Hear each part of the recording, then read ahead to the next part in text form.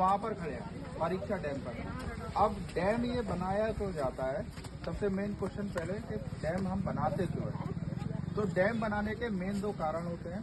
सबसे पहला कारण, हम जो है इससे बिजली बनाते हैं। बिजली कैसे काम करती है?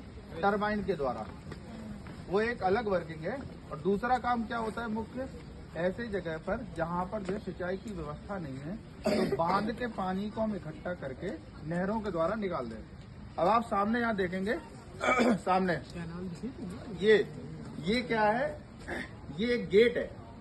यहाँ पर आप देखेंगे ये गेट है, और ये जो सफेद आपको दिख रहे हैं ना उपकरण ऊपर, ये गेट है। ये इसके द्वारा पानी को बंद करने का और खुलने का काम किया जाता है। अब इस गेट में कभी कभी इसको पूरी तरह से बंद कर देते हैं तो पानी क्या उस साइड नहीं जाता, और कभी कभी इतना खोल देते हैं कि जब पानी की सिंचाई की जरूरत है तो हम इसको गेट को खोल के और नहर के द्वारा पानी निकाल देते हैं। उस साइड जो आप देख रहे थे रोड के उस साइड, वो क्या था? एक नहर था। नहर का क्या काम होता है? मुख्य रूप से किसानों को जो सिंचाई के लिए पानी चाहिए वो व्यवस्था। अब यहाँ पर आप देखेंगे तो सामने आपको एक बड़ा सा क्या दिख रहा होगा, तालाब जैसा लग रहा होगा, बहुत बड़ा तालाब। ये तालाब नहीं है, एक्चुअल में ये एक नदी है। अब आप नदी को अगर गौर से देखोगे तो इसका बहाव कैसे हो रहा है, नदी वहां से बहकर आ रही है, ठीक है ना, वहां से बहकर आ रही है। और सामने अगर आप गौर करोगे यहाँ पे, तो ये बैरिकेडिंग लगी हुई है, सारी बैरिकेडिंग लगी हुई है।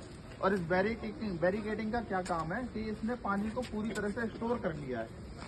अब हमने जब पानी को स्टोर कर लिया तो ये स्टोर पानी एक जगह इकट्ठा होकर प्रेशर जनरेट कर रहा है। क्या कर रहा है? प्रेशर जनरेट कर रहा है। किसी भी अगर लिक्विड को आप जो है जितना ज्यादा भरते जाओगे तो वो क्या करेगा, नीचे की ओर गुरुत्वाकर्षण के कारण क्या करेगा, प्रेशर जनरेट करेगा। अब अगर हम इसको एक छोटे से जगह से निकालेंगे तो क्या होगा, पानी बहुत ज्यादा तेजी से निकलेगा। और अगर उसी छोटी सी जगह पर हम एक टरबाइन लगा दें तो क्या होगा, वो टरबाइन घूमेगी उस प्रेशर की वजह से।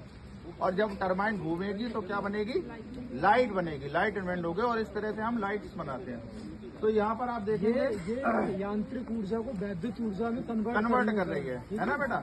तो ये जो है अभी हमने पूरे पानी को स्टोर कर रखा है। जितना पानी हमें बिजली बनाने के लिए जरूरी है उतना पानी हम छोड़ दे रहे हैं इन गेटों के माध्यम से। वो आप देख रहे हैं वहाँ पे जो गेट हैं उन पर वाटर लेवल इसी वजह से लिख रखा है कि जितना ऊंचा वाटर का लेवल होगा पानी का प्रेशर उतना ही हाई होगा। अगर वाटर लेवल लो होगा तो पानी का प्रेशर भी लो होगा, इसलिए वहाँ पर वाटर लेवल लिखा। अगर वाटर लेवल एक हाइट से ज्यादा ऊंचाई पे चले जाते हैं तो क्या कर देते हैं हम लोग, बांध के जो गेट्स हैं उनको खोल देते हैं। क्यों?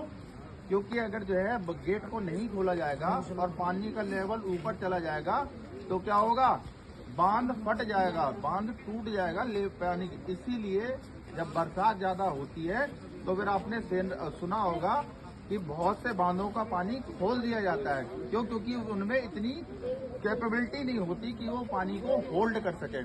क्लियर है? समझ आया आपको बांध के बारे में? अब आप बांध को अच्छे से देखिए। अगर बांध की दीवार वगैरह फट गई तो आपदा हो सकती है कोई।